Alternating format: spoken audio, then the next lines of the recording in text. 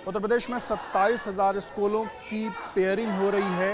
ये कहा जा रहा है कि जहां पर 50 से कम शिक्षकों की संख्या बच्चों की संख्या है, उन बच्चों को पास के ही स्कूल में उनको मर्ज किया जाएगा। इसको लेकर के जो तमाम राजनीतिक दल हैं वो तो इसका विरोध कर ही रहे थे।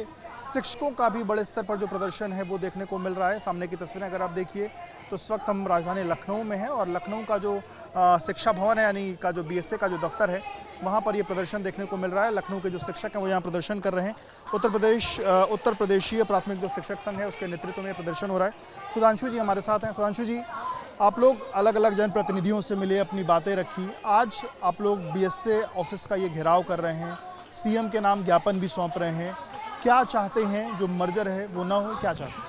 मैं तो यही चाहता हूं कि जो मर्जर किया गया उसको निरस्त किया जाए, क्योंकि मर्जर व्यवस्था ही गलत है।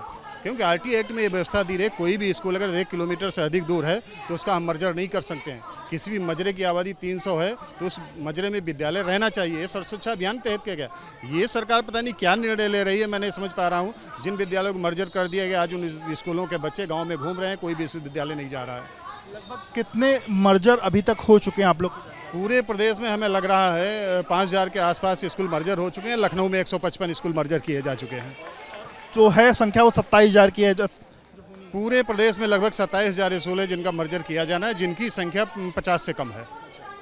ये आप लोग जो लड़ाई लड़ रहे हैं, क्योंकि ऑलरेडी मर्जर शुरुआत हो चुकी, कई जगहों पर मर्जर हो चुका, कुछ बच्चे कोर्ट भी गए थे, कोर्ट से भी कल जो है कहीं ना कहीं एक जो झटका है वो लगा है। अब कैसे लड़ाई लड़ेंगे? नहीं तो मैं कोर्ट का सम्मान करता हूं, लेकिन मैं डबल बेंच पे जाने का प्रयास करूंगा। हमारे सीतापुर के जितने 51 बच्चे गए थे वो डबल बेंच में भी जाएंगे, क्योंकि बिना डबल बेंच में जाए निर्णय नहीं हो सकता। क्योंकि जो निर्णय दिया गया है मैं उस पर कोई टिप्पणी नहीं कर रहा हूँ, लेकिन फिर भी जो है जो निर्णय है वो गलत है, आरटी एक्ट के विरुद्ध दिया गया है।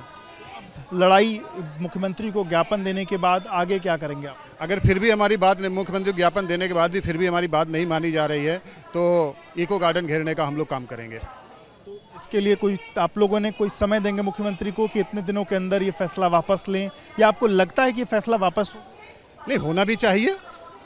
ये फैसला वापस होना चाहिए, बिल्कुल पूर्ण रूप से वापस होना चाहिए, क्योंकि मर्जर व्यवस्था ही गलत है। क्योंकि इससे हमारे 54,000 अध्यापकों के पद खत्म हो रहे हैं और जितने भी सरप्लस हेडमास्टर थे सबको सरप्लस कर दिया। आप ले कहाँ जाएंगे?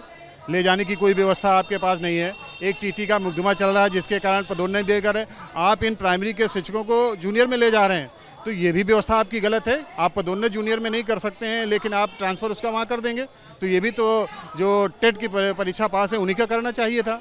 लेकिन जो 2010 के पहले नियुक्त हमारे शिक्षक थे उनके ऊपर ये लागू नहीं होता था, लेकिन फिर भी वो पूरी पदोन्नति 2015 से रुकी हुई है। शिक्षकों को लेकर के भी कोई गाइडलाइन आई कि इन शिक्षकों को कहाँ ले, जो आप ये बात कह रहे हैं, क्या इसको लेकर के सरकार ने अपनी मंशा साफ कर दी? नहीं, सरकार तो अभी तक तो ये मंशा साफ नहीं की, लेकिन हम लोगों का आशंका है कि ये व्यवस्था जरूर लागू होगी। हमारे पद समाप्त हो रहे हैं, बेसिक शिक्षा में नियुक्तियां नहीं होंगी, बेसिक शिक्षा में पदोन्नति नहीं होगी, जिसके कारण हम लोग भी आज ये धरना प्रदर्शन पे लगे हुए हैं। सरकार की जो मंशा है कि जहाँ पर बच्चों की संख्या कम हो गई, हम अगर उनको दूसरे स्कूल में मर्ज करेंगे तो हम उनको बेहतर सुविधाएं दे पाएंगे, आपको लगता है सरकार की ये जो कथन है वो ठीक है? नहीं, बिल्कुल गलत है, क्योंकि वहाँ बच्चे ही नहीं जा रहे तो व्यवस्था कैसे सही हो पाएगी? व्यवस्था तो सब सही होती। मान लिया किसी विद्यालय में 30 बच्चे हैं, आपने दूसरे विद्यालय 20 बच्चे कर दिए तो भी वहाँ 2 ही शिक्षक रहेंगे, लेकिन जो इस विद्यालय के 2 शिक्षक थे वो इस विद्यालय अगले साल सरप्लस हो जाएंगे, और जब सरप्लस हो जाएं तो अगला विद्यालय फिर 30 पे रह जाएगा। जब 30 पे रह जाएगा तो फिर वो मर्जर की व्यवस्था में आ जाएगा। इसलिए ये मर्जर व्यवस्था पूरी तरीके से गलत है। अब अगर बात नहीं मानी जाती, इको गार्डन कब घेरने के लिए आप लोग आगे बढ़ेंगे या अभी उसको लिए आप लोग तय करेंगे? नहीं, हमारा प्रांतीय नेतृत्व जो है उसको तय करेगा और बहुत शीघ्र इस पर निर्णय हो जाएगा। शुक्रिया बात करने के लिए। तो ये सुधांशु जी हैं और इनका साफ तौर पे कहना है कि ये मर्जर जो है वो बिल्कुल नहीं होना चाहिए।